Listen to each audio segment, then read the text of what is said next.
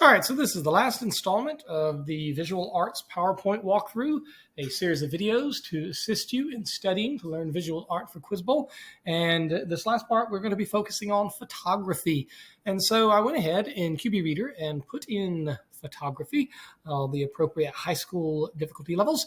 And as you can see, 17 came up, in which you have all of these things and people that are going to come up repeatedly. Louis Daguerre that you see there.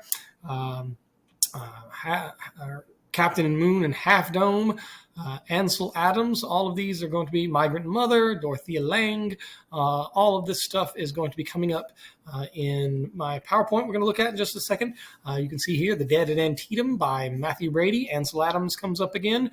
But if you want to get it earlier than others, then certainly you'll want to make sure that you take a look at all of these things and questions that you can easily come up with and the like. So let's go ahead and take a look at the first of the slides for photography. So there are only a few left, actually 8 slides left to the very end.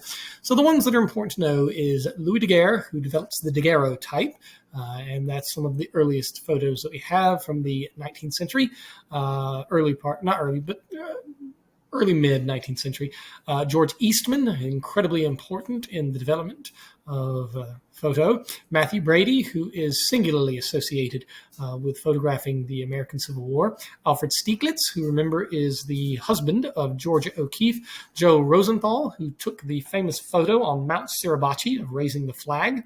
Dorothea Lange, who we'll learn is, of course, famous for photographing not only the Depression, but also Japanese internment. And then, of course, we'll end with Ansel Adams. But let's first take a look at the earliest photo ever to show a person. Daguerreotypes required a long exposure. And so taking pictures of people was incredibly difficult because they would have to be still for minutes upon minutes on end. Well, this photo, a daguerreotype, taken, I think, in France, in Paris, in 1838, shows somebody right down here. And it is the earliest image that we have of any human being ever being photographed, and it was only by chance because they happened to stop there and stayed still long enough that you could actually see. If there were others, and I'm sure there are others walking along here, but because they are moving and other people, then they do not obviously come up in the daguerreotype. But because that guy alone of all the other people which are not exposed on the film stayed still for so long, becomes the first person ever to appear. And so that is Louis Daguerre and his daguerreotype. So somebody that used the daguerreotype quite a bit is going to be Matthew Brady. He is the photographer of the Civil War. And if you've ever seen a picture of the Civil War, 99% chance he's the guy that took it. You ever seen a picture of Abraham Lincoln? He might be the one who has taken it. His most famous photo is the Dead of Antietam. Antietam as a battle was the singular day most deadly battle. Other battles had more who died. Gettysburg, I think, had the most casualties.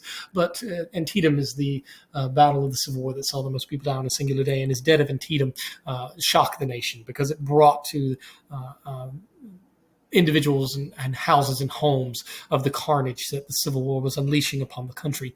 But Matthew Brady, and he does indeed employ daguerreotypes. All right, Alfred Stieglitz, that you can see here, he helped make photography an accepted art form in the early 20th century. And as I had mentioned before, he, of course, is married to Georgia O'Keeffe. And I don't even have his most famous photo here, which is kind of sad and embarrassing. And so let's go take a look at him. And there he is, Alfred Stieglitz, that you can see. He is the guy really that does, like I say, makes it an art form more than just simply kind of like a hobby sort of business. But you can see the terminal right here. There you can see Winter Fifth Avenue. I don't know that he's associated with the Ashcan School, but it could be. I'm going to look that up really quickly. Ashcan.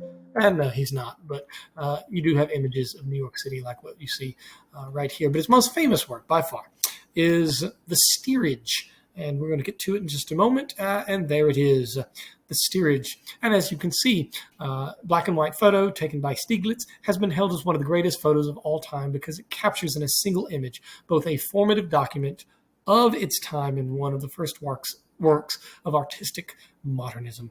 And so you see here, it shows, as it describes right here, image of a ship with the lower classes and the poorer people down here, and then of course over here you have more folks. But that is the most famous painting of Alfred Stieglitz from 1906, 1907. But make sure you know that, and if you do, you're going to earn points, that's for sure. The next photographer of note is Joe Rosenthal, and his famous image of raising the flag on Iwo Jima on what is the hill known as Mount Suribachi. And here are these Marines putting it up. One of these fellows is a Native American named Ira Hayes, who unfortunately returned home from the war and succumbed to alcoholism and poverty. And there's a famous song by Johnny Cash when he sings about Ira Hayes. But he didn't originally write it, but nevertheless, he's the one that made it famous. But raising the flag on Iwo Jima, Joe Rosenthal. That brings us now to Dorothea Lange. I would argue that she, Ansel Adams, and Stieglitz, kind of a three-way tie if it comes up the most. But this has an argument for one of the 5-10 most famous photographs of the 20th century. It's obviously taken during the time of the Great Depression. It's called Migrant Mother. You have these, poor, destitute children who are probably hungry. You can see, obviously, the stress on her face, the hard life that, of course, she's, undergoing in this traumatic time of the Great Depression. And then over here, you can see broke, baby sick, and car trouble. Again, showing the troubles of everyday people that they had during that horrible economic times of the Great Depression. But Migrant Mother is by far her most famous. But you also have the children of the Japanese internment camp called Manzanar. Manzanar is the name of it. And so you can see here the little Japanese children of Japanese descent who are saying the pledge.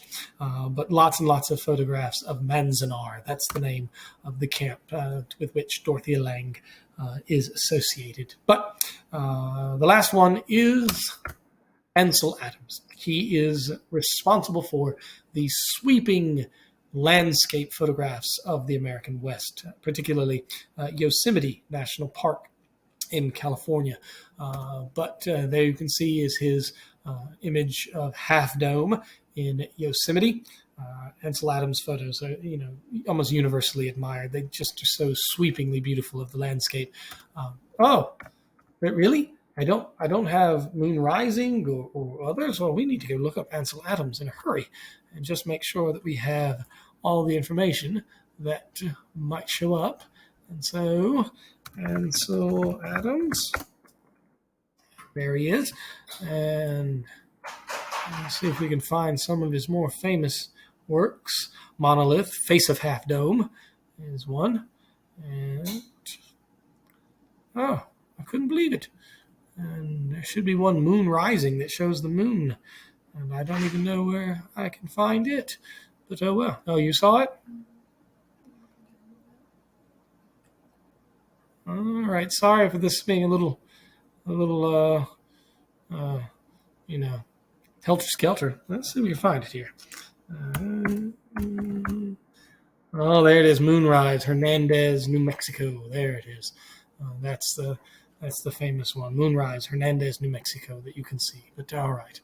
And so, also going back to what we had seen previously, Manzanar, there it is. So he was distressed, as was obviously Dorothea Lange, by the internment. And so you can see Manzanar war relocation photo that you have that is associated with as well. But Manzanar, there it is. And I'm sure if we'll scroll down enough, we'll see some Dorothea Lange photos. And so I'm going to Control F it, Lange, and there she is. The War Relocation Authority hired Ansel Adams and Dorothea Lange to document the pictures of the Japanese Americans. So if we can hopefully click on her, and there she is, Dorothea Lange, and look at some of her other photos. That's her most famous one, Migrant Mother. There's, of course, in Manzanar. That's another guy in Manzanar. But she's very, very famous, as is Ansel Adams. But there it is. The whole of my PowerPoint So if you keep studying, I think that it will pay off for you. And there it is, no more 350 slides.